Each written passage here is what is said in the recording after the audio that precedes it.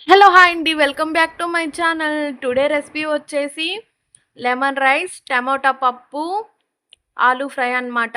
Taste అయితే ఎక్సలెంట్‌గా ఉంది. కడుపు నిండా తిన్నాం మేము. ఇంకా ముందుగా రైస్ అయితే వండేసాను. ఇంకా అది వేరే గిన్నెలోకైతే షిఫ్ట్ చేసేస్తున్నాను. కొంచెం పులిహోర కలుపుకునేటప్పుడు ఫ్రీగా ఉండడానికని చెప్పి. మనం ఎంత చేసుకున్న గుళ్ళో ప్రసాదం మాత్రం ఆ టేస్టే వేరులెండి. అవునా కాదా? నాకైతే చాలా ఇష్టము గుళ్ళో పెట్టే ప్రసాదం మాత్రం. ఇంకా కడాయిలో ఆయిల్ పోసేసుకొని వేరుశనగపప్పు, తాలింపు గింజలు, ఎండుమిర్చి, పచ్చిమిర్చి అన్నీ వేసి ఫ్రై చేసి ఇంకా రైస్‌లో అయితే వేసేసాను. ఇంకా లెమన్ గూడా పిండేసుకున్నాను.